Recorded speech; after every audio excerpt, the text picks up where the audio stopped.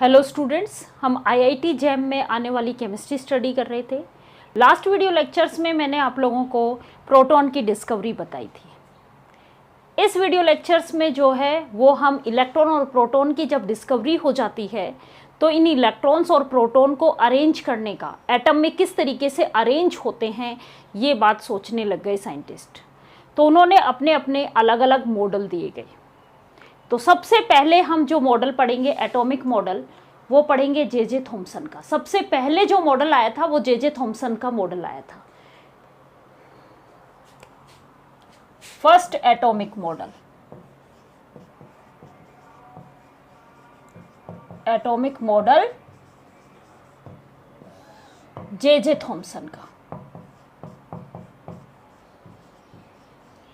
क्या मॉडल था J Thomson का? जे थॉम्सन ने ये कहा था कि जो एटम होता है वो एक सॉलिड स्फेरिकल पॉजिटिव चार्ज है। एटम जो है वो एक गोलाकार धनात्मक, एटम जो है वो धनात्मक गोला है और उसमें कहीं कहीं पे इलेक्ट्रॉन्स प्रेजेंट होते हैं। वैसे ही जैसे तरबूज के अंदर जो लाल सरफेस है वो पूरी पॉजिटिव चार्ज है, वो एटम के सरफेस को रिप्रेजेंट कर रही है, और उसमें जो काले बीज हैं वो कहीं कहीं पे जो प्रेजेंट है वो इलेक्ट्रॉन्स को रिप्रेजेंट कर रहे हैं। इसीलिए जे थॉम्सन के मॉडल को एक दूसरा मॉडल का नाम भी दिया गया, वाटरमेलन मॉडल। तो आपको इसमें चीज़ें क्या याद रखनी है? पहला, फर्स्ट एटॉमिक मॉडल है ये।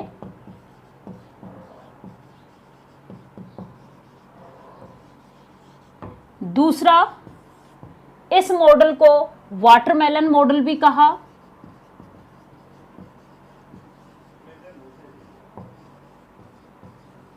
और इसी का एक दूसरा और नाम है plum pudding model.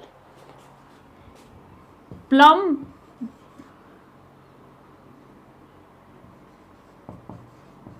Pudding model. ये प्लम पुडिंग जो है वो एक टाइप की मिठाई होती है जिसमें प्लम जो है वो सरफेस का काम कर रहा है और उसमें पुडिंग जो है वो कहीं कहीं पे चिपके हुए रहते हैं। तो जो प्लम है वो हमारे atom, positively charged atom surface को डिफाइन कर रहा है और उसमें कहीं कहीं पे ये जो पुडिंग प्रेजेंट है ये इलेक्ट्रॉन्स को रिप्रेजेंट कर रही है, इसलिए इस मॉडल को प्लम पुडिंग मॉडल भी कहा गया। ये तीन चीज़ें याद रखनी है। क्या बताया इन्होंने? सबसे फर्स्ट बात, एटम जो होता है वो क्या होता है? Atom is a solid spherical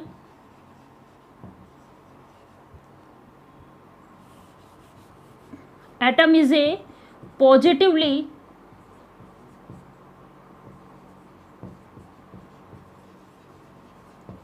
spherical solid। Atom जो है वो एक धनात्मक गोला होता है।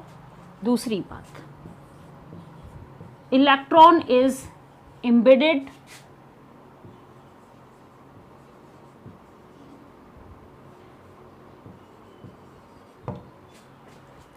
और तीसरा इन्होंने कहा कि इलेक्ट्रॉन्स जो हैं वो धसे हुए हैं, मीन्स कौन से मोशन में है? स्टेशनरी मोशन में है, स्टेशनरी है, सॉरी, इलेक्ट्रॉन्स मूव नहीं कर रहे हैं। इलेक्ट्रॉन्स क्या है? स्टेशनरी है।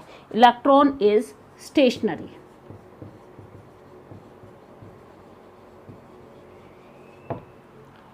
ये इन्होंने डिफाइन किया। उसके बाद इस मॉडल की बहुत सारी ड्रॉबैक थी, मीन्स इन्होंने कुछ बताया ही नहीं। उसी टाइम रदरफोर्ड जो था वो अपने एक्सपेरिमेंट कर रहे थे। रदरफोर्ड और उनके कोवर्कर जो थे वो रेडियो एक्टिविटी पे एक एक्सपेरिमेंट कर रहे थे, अल्फा स्कैटरिंग एक्सपेरिमेंट। ये जो अल्फा स्कैटरिंग एक्सपेरिमेंट के जो रिजल्ट निकले थे ये बिल्कुल जे थॉम्सन के मॉडल के अपोजिट रिजल्ट निकले थे। तो इसकी लिमिटेशंस क्या हो गई जे थॉम्सन की? Limitation, it does not define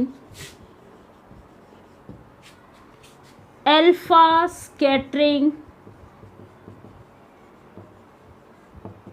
experiment. Alpha scattering experiment के जो रिजल्ट है उनको जे थॉमसन का मॉडल डिफाइन नहीं कर रहा था। क्या बताया था इन्होंने कि एटम जो है वो स्फेरिकल सॉलिड होता है, ये पूरा पार्ट, ये क्या है, एटम का ये पूरा पार्ट जो है वो पॉजिटिवली चार्ज्ड होता है और उसमें कहीं कहीं पे इलेक्ट्रॉन्स प्रेजेंट होते हैं, वैसे ही जैसे वाटरमेलन के सरफेस पे जो बीज प्रेजेंट होते हैं वैसे ही इलेक्ट्रॉन्स प्रेजेंट होते हैं। क्लियर। चौथी बात इन्होंने ये बताई कि एटम जो है, एटम इज इलेक्ट्रिकली न्यूट्रल होता है। जितना ये पॉजिटिव सरफेस है उतने ही क्या हैं, इलेक्ट्रॉन्स हैं। इलेक्ट्रॉन्स पे चार्ज नेगेटिव चार्ज है और इस सरफेस पे पॉजिटिव चार्ज है, एक दूसरे को बैलेंस कर रहे हैं, इसलिए एटम जो है वो इलेक्ट्रिकली न्यूट्रल होता है। अब हम बात करते हैं कि इन्होंने अल्फा स्कैटरिंग एक्सपेरिमेंट को क्यों डिफाइन नहीं करते, या अल्फा स्कैटरिंग एक्सपेरिमेंट था क्या, रदरफोर्ड ने किस तरीके से ये एक्सपेरिमेंट किया, इस एक्सपेरिमेंट के क्या ऑब्जर्वेशंस निकले और उस ऑब्जर्वेशंस के आधार पे रदरफोर्ड ने क्या कंक्लूजन निकाला और क्या एटॉमिक मॉडल दिया। तो अब सेकंड जो एटॉमिक मॉडल आया वो रदरफोर्ड का आया। तो अब हम सेकंड मॉडल पढ़ेंगे, Rutherford model.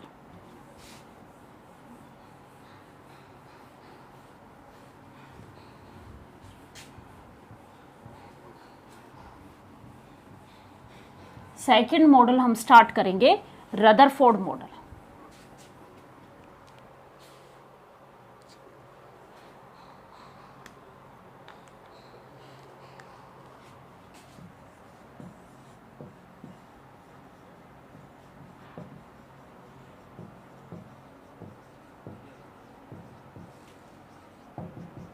Rutherford model, Rutherford model को हम गोल्ड फॉइल एक्सपेरिमेंट या गोल्ड फॉइल एक्सपेरिमेंट से डिफाइन किया था। गोल्ड फॉइल एक्सपेरिमेंट या अल्फा स्कैटरिंग एक्सपेरिमेंट, एक ही बात है। इस एक्सपेरिमेंट के आधार पे रदरफोर्ड ने अपना मॉडल दिया था। अब हम बात करते हैं कि एक्सपेरिमेंट है क्या। रदरफोर्ड ने क्या किया, एक गोल्ड फॉइल लिए, एक बहुत ही थिन गोल्ड फॉइल ली। इसमें ये गोल्ड फॉइल में ये एटम्स प्रेजेंट हैं गोल्ड के, बहुत ही थिन फिल्म थी।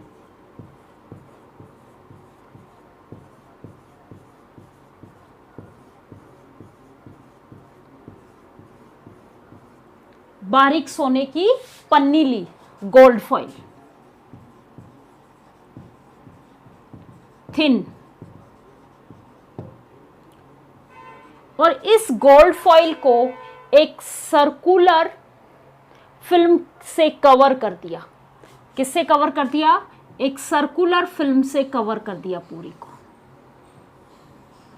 और इस सर्कुलर फिल्म के अंदर का जो पार्ट है, अंदर का ये जो पोर्शन है, इस पोर्शन को जिंक सल्फाइड से कोटिंग की गई। ये वाला जो पोर्शन था, इस पोर्शन का जिंक सल्फाइड से कोटिंग कर दी गई, ताकि इस सरफेस पे जब ये अल्फा पार्टिकल्स टकराएं तो उससे फ्लोरोसेंस क्रिएट हो सके और हमें पता चल सके कि किस तरीके से ये आ रहे हैं।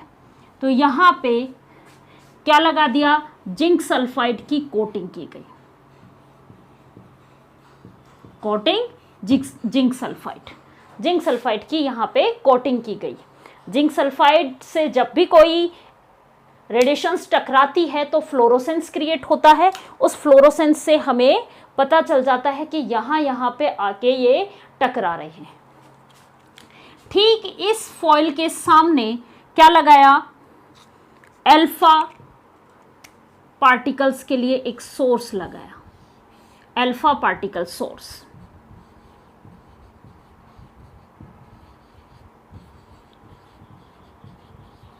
और इस अल्फा पार्टिकल्स, जो अल्फा पार्टिकल्स निकल रहे हैं, उनसे इस पे बम्बार्डमेंट कराई गई। ये अल्फा पार्टिकल्स क्या होते हैं? अल्फा पार्टिकल्स जो हैं वो हीलियम न्यूक्लियस होते हैं, हीलियम न्यूक्लियाई होते हैं,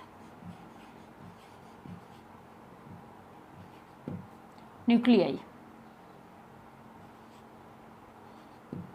अल्फा पार्टिकल्स। इस पे +2 चार्ज होता है, मीन्स ये अल्फा पार्टिकल्स पॉजिटिव चार्ज्ड होते हैं। यदि जे थॉमसन के मॉडल के अकॉर्डिंग था तो इसमें सब में क्या है? एटम भरा पड़ा है पॉजिटिव चार्ज। जैसे ही इस पे ये अल्फा पार्टिकल्स यहाँ पे मैं भेजूंगी तो ये अल्फा पार्टिकल्स भी पॉजिटिव चार्ज ही तो भेज रहे हैं हम यहाँ पे, और पॉजिटिव चार्ज जब इसके पास भेजेंगे तो ये पॉजिटिव चार्ज को क्या करना चाहिए? रिपेल करना चाहिए। भाई इसके पास भी ये पूरे के पूरे एटम है, इन एटम्स पे कैसा चार्ज है? पॉजिटिव चार्ज है। और ये जो अल्फा पार्टिकल्स जो इस पे भेज रहे हैं ये भी कैसे हैं? सब पॉजिटिवली चार्ज्ड हैं। तो पॉजिटिव पॉजिटिव सेम चार्ज आने पे यहाँ पे क्या होना चाहिए? रिपल्सन होना चाहिए। तो लेकिन ऐसा रिजल्ट नहीं आया। क्या ऑब्जर्व किया इन्होंने? ऑब्जर्व इस एक्सपेरिमेंट के रिजल्ट या इसके ऑब्जर्वेशन से क्या मिला इनको ये मिला कि ज़्यादातर अल्फा पार्टिकल्स तो जो हैं वो सीधे ही निकल गए, एक स्ट्रेट लाइन में निकल गए, स्ट्रेट लाइन में पास आउट हो गए इस गोल्ड फिल्म फॉइल से। कुछ एक पार्टिकल ऐसे थे जो बहुत ही स्मॉल एंगल से डेविएट हुए, स्मॉल एंगल से डेविएट हुए, और लगभग 20,000 पार्टिकल में से कोई एक ऐसा पार्टिकल्स था जो इससे टकराया और वापस 180 के डिग्री के एंगल पे वापस आ गया। ये एक ऐसा पार्टिकल था जो इससे टकराया और इसी 180 डिग्री के एंगल से ये वापस आ गया, डेविएट हो गया। ये रिजल्ट निकल के आया। रिजल्ट मतलब इस एक्सपेरिमेंट का क्या ऑब्जर्वेशंस निकल के आए जब इन्होंने ये एक्सपेरिमेंट किया? तो ये निकल के आया कि मैक्सिमम अल्फा पार्टिकल्स यहाँ से बाहर चले गए। कुछ एक पार्टिकल्स जो थे वो स्मॉल एंगल से डेविएट हो गए, और लगभग 20,000 पार्टिकल में से एक पार्टिकल ऐसा था जो कि वापस अपने उसी पाथ पे वापस लौट के आ गया, 180 डिग्री के एंगल से डेविएट हो गया। तो अब हम एक और बात कि इन्होंने ये गोल्ड फॉइल ही क्यों लिया, किसी और का फॉइल क्यों नहीं लिया? क्योंकि गोल्ड फॉइल में जो मेलिएबल प्रॉपर्टी जो होती है वो सबसे ज़्यादा होती है। गोल्ड के अंदर मेलिएबल जो प्रॉपर्टी है वो सबसे ज़्यादा होती है, मीन्स पीट के जो सीट की फॉर्म में कन्वर्ट की जाए। तो इनसे बहुत पतली सीट बनाई गई, फॉइल बहुत, जो एल्यूमिनियम फॉइल आता है उससे भी पतली नैनोमीटर की जो फॉइल है वो तैयार की गई। क्लियर? तो इसीलिए गोल्ड फॉइल काम में लिया कि गोल्ड सबसे ज़्यादा मेलिएबल जो प्रॉपर्टी होती है वो गोल्ड की ही होती है, इसलिए इन्होंने गोल्ड की फॉइल को काम में लिया। अब इसके ऑब्जर्वेशंस मैं लिख रही हूँ कि क्या क्या ऑब्जर्वेशंस थे।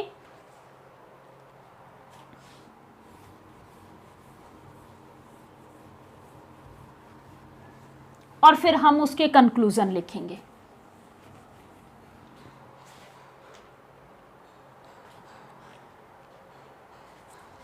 First, maximum alpha particle pass through the foil, through the foil without deviate. भाई ज़्यादातर पार्टिकल्स फॉइल से बाहर निकल गए, किसी भी तरीके के डेविएट नहीं हुए, एक स्ट्रेट लाइन में बाहर निकल गए जिस तरीके से आए थे। दूसरी बात, few particles, few alpha particle deviate a small angle. कुछ पार्टिकल्स जो थे वो स्मॉल एंगल से डेविएट हो गए. और third, one of the 20,000 particles, 20,000 particles में से particle deviate through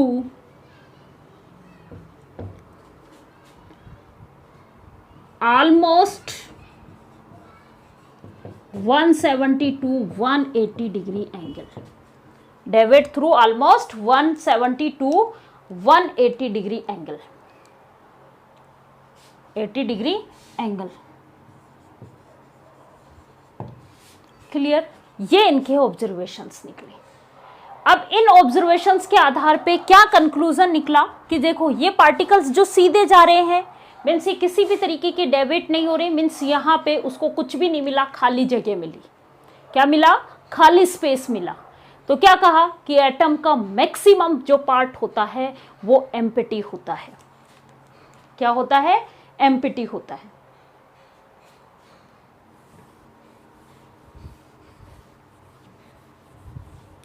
first observation से तो इन्होंने क्या बताया कि एटम का मैक्सिमम पार्ट जो है वो खाली होता है. Maximum part inside the atom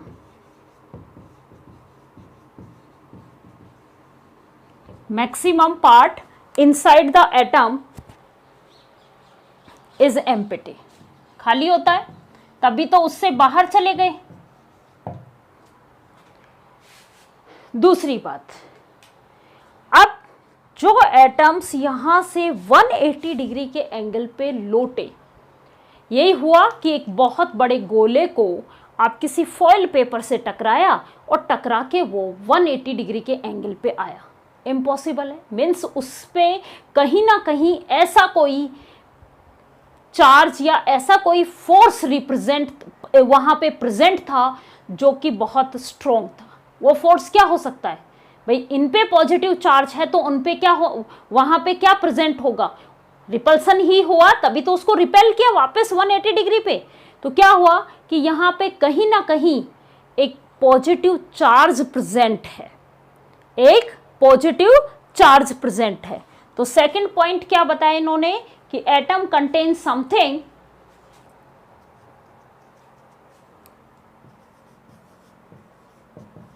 atom contain something which have very high value of positive charge. कि एटम के पास कोई ना कोई ऐसी चीज़ है जिस पे बहुत हाई पॉजिटिव चार्ज प्रेजेंट है. एटम के पास कोई ना कोई ऐसी चीज़ है जिस पे बहुत हाई पॉजिटिव चार्ज है और उसको क्या नाम दिया? न्यूक्लियस नाम दिया.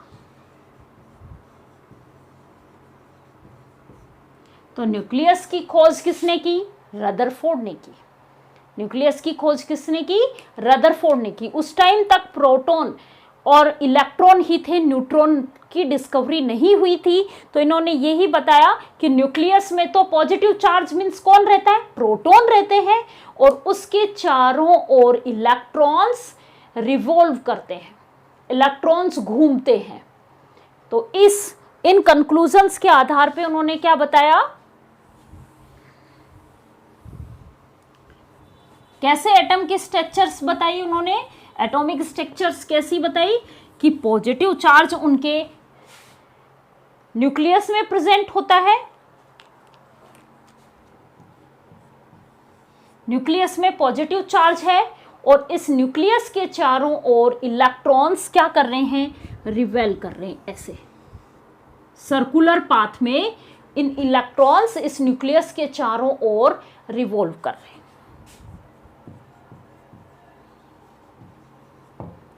ये क्या है, पॉजिटिवली चार्ज्ड पॉइंट, और इस पॉइंट में क्या है, कौन प्रेजेंट है, प्रोटॉन है। भाई पॉजिटिव पार्टिकल्स कौन था एटम का, प्रोटॉन, और इसको क्या नाम दिया, न्यूक्लियस नाम दिया। तो न्यूक्लियस की डिस्कवरी किसने की, रदरफोर्ड ने की। क्लियर यहां तक। अब रदरफोर्ड ने जो है वो इस मॉडल को वैसा ही डिफाइन किया जैसा कि सोलर सिस्टम होता है। सोलर सिस्टम में क्या है, जो न्यूक्लियस है यहाँ पे, ये किसको रिप्रेजेंट कर रहा है, सन को रिप्रेजेंट कर रहा है, और इसके चारों ओर जो सर्कुलर पाथ में इलेक्ट्रॉन्स मूव कर रहे हैं, ये क्या हैं, ये प्लेनेट है। जिस तरीके से सन के चारों ओर प्लेनेट मूव कर रहे हैं, रिवॉल्व कर रहे हैं, वैसे ही न्यूक्लियस के चारों, एटम में भी न्यूक्लियस के चारों ओर इलेक्ट्रॉन्स रिवॉल्व कर रहे हैं। अब हम बात करते हैं रदरफोर्ड मॉडल की लिमिटेशंस की। रदरफोर्ड का जो मॉडल था वो फेल क्यों हो गया। इसने काफ़ी हद तक मॉडल जो है वो समझा दिया था, एटम्स की स्ट्रक्चर्स को डिफाइन किया था, लेकिन ये जो मॉडल है ये फेल क्यों हुआ, या किस किस चीज़ को नहीं एक्सप्लेन कर पाया। पहली बात, ये जो है वो हाइड्रोजन स्पेक्ट्रा जो मिले थे, उस टाइम जब हाइड्रोजन का स्पेक्ट्रा लिया गया तो उस स्पेक्ट्रा को रदरफोर्ड के मॉडल ने एक्सप्लेन नहीं किया। तो पहला, हाइड्रोजन लिमिटेशन बता रही हूं आपको, hydrogen spectra does not explain through this model। इस मॉडल के द्वारा हाइड्रोजन स्पेक्ट्रा को एक्सप्लेन नहीं किया गया।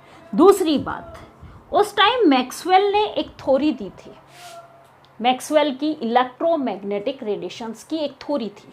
उन्होंने कहा था जब भी कोई चार्ज पार्टिकल्स मूव करता है और उसकी वेलोसिटी चेंज हो रही है, देखो वेलोसिटी ध्यान रखो, हर टाइम इनकी वेलोसिटी चेंज होगी, क्योंकि वेलोसिटी जो है वो क्या है, डायरेक्शनल प्रॉपर्टी रखती है। वेलोसिटी जो है वो डायरेक्शनल प्रॉपर्टी रखेगी। अब जैसे ही इसका पाथ या कहें कि इसकी डायरेक्शन चेंज हुई, डायरेक्शंस चेंज होगी, डायरेक्शन चेंज हुई तो इसकी वेलोसिटी चेंज होगी। मीन्स ये इलेक्ट्रॉन्स की वेलोसिटी चेंज होगी तो इनको क्या मिलेगा, एक्सेलरेट मिलेगा, त्वरण मिल जाएगा। और उन्होंने, मैक्सवेल ने ये कहा था जब भी कोई चार्ज पार्टिकल एक्सेलरेट करता है तो वो इलेक्ट्रोमैग्नेटिक रेडिएशंस रिलीज करता है। और इलेक्ट्रोमैग्नेटिक रेडिएशंस क्या है, एनर्जी की एक फॉर्म ही है। जैसे जैसे एनर्जी वहाँ से रिलीज होती जाएगी, ये इलेक्ट्रॉन्स अपने पाथ को छोटा करता जाएगा, छोटा करते करते करते करते अंत में क्या हो जाएगा, ये न्यूक्लियस में समा जाएगा। लेकिन ऐसा रिजल्ट नहीं आता है, ये अपने उसी फिक्स पाथ में मूव करता रहता है। यदि ऐसा होता तो एटम जो है वो कुछ टाइम के बाद एटम का अस्तित्व ही खत्म हो जाता। ऐसा नहीं होता है। तो ये जो रदरफोर्ड का जो मॉडल है, ये मैक्सवेल की इलेक्ट्रोमैग्नेटिक रेडिएशंस की थ्योरी को भी एक्सप्लेन नहीं करता है, does not explain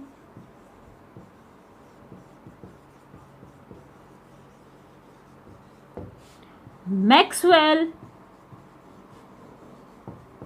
electromagnetic radiation theory, इसको भी ये एक्सप्लेन नहीं करता है। ये इसकी ड्रॉबैक थी। इन ड्रॉबैक्स को ध्यान में रखते हुए अगला मॉडल दिया गया बोर ने।